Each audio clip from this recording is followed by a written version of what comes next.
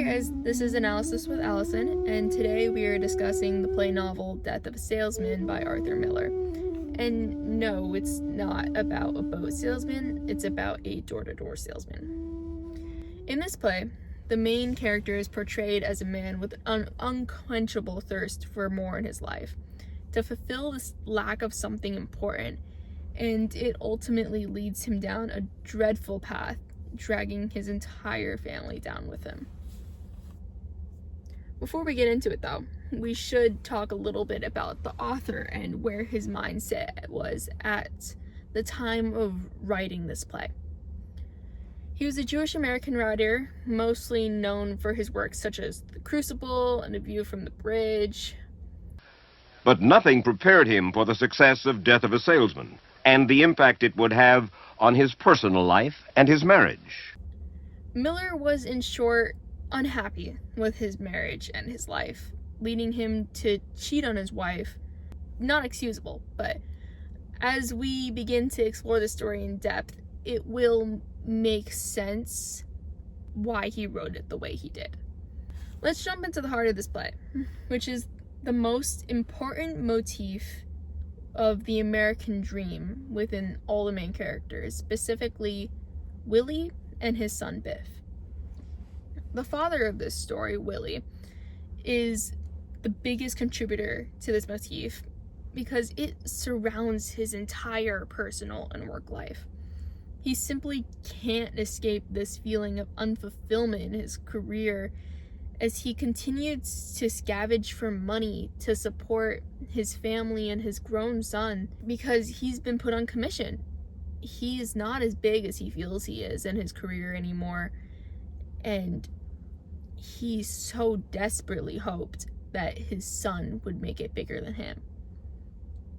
He's semi-let go from his job, and trying to sustain his image, his pride, is a lot of pressure, and to add on to that pressure, he's being haunted every moment of the story by the success of his older brother, the success of his father. Why can't he achieve that? Soon enough, though, he faces his foil, his very own son, Biff. Biff grows up the star child of Willie. Everything set up for a successful future in his eyes. Until Biff finds out that his father is having an affair. He's really not who he thought he is. And it leads Biff to become this opposite version. He just doesn't want to be what his father is anymore. He doesn't look up to him anymore. Let's take a look at this scene right here when they're grown. Biff: I stole myself out of every good job since high school. Willie: and whose fault is that? Biff: and I never got anywhere because you blew me so full of hot air that I could never stand taking orders from anybody. That's whose fault it is. Willie: I hear that. Biff: it's a goddamn time you heard that. I had to be Big Boss shot in 2 weeks, and I'm through with it. Willie: then hang yourself. For spite, hang yourself. Biff: no, nobody's hanging himself, Willie. I ran down 11 flights with a pen in my hand today, and suddenly I stopped. You hear me? And in the middle of that office building, do you hear this? I stopped in the middle of that building and I saw the sky. I saw things that I love in this world. The work, the food, the time to sit and smoke. And I look at that pen and I said to myself, what the hell am I grabbing this for? Why am I trying to become what I don't want to be? What am I doing in an office making a contemptuous, begging fool of myself when all I want is out there, waiting for me the minute I say I know who I am? Why can't I say that, Willie? He tries to make Willie face him, but Willie pulls away and moves to the left. Willie, with hatred, threateningly. The door of your life is wide open. Biff. Pop, I'm a dime a dozen and so are you. Willie, turning on him now in an uncontrolled outburst. I am not a dime a dozen. I am Willie Loman and you are Biff Loman. Biff starts for Willie, but is blocked by Happy in his fury. Biff seems on the verge of attacking his father. Biff. I am not a leader of men, Willie, and neither are you. You were never anything but a hard-working drummer who landed in the ash like all the rest of them. I'm $1 an hour, Willie. I tried 7 states and I couldn't raise it $1 an hour. Do you gather my meaning? I'm not bringing home any prizes anymore, and you're going to stop waiting for me to bring them home. Biff is an exact foil at this point of everything Willie thinks and feels is their family's purpose in life. His character here is used to bring light to just how detrimental their family's motivators and morals are. At first, it doesn't seem so bad. They just want to achieve success, the American dream, make it big in America.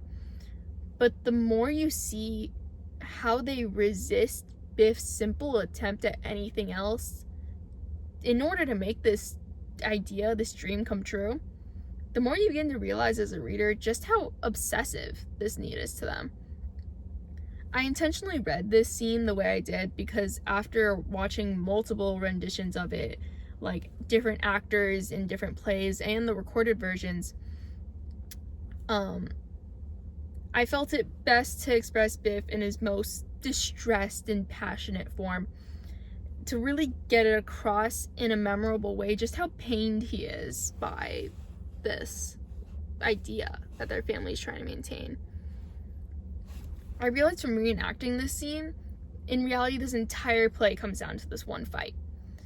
They have, as I realized from reenacting this scene, in reality, this entire play comes down to this one fight they have as Biff openly shatters the already cracking image of their perfect American family.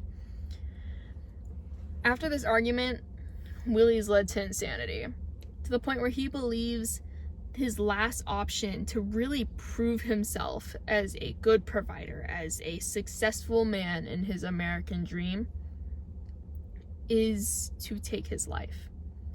The reason for this? His life insurance, his $20,000 will go to his family, and that will ultimately be more successful than what his life has achieved. So he crashes his car, and that's how this story ends. It ends with a man whose lack of fulfillment, lack of something important, figuratively drives the lives of his family to the grave, and literally to himself. His story goes to show there is more to life than superficial success. There's more to beauty and family than money can give. Yeah.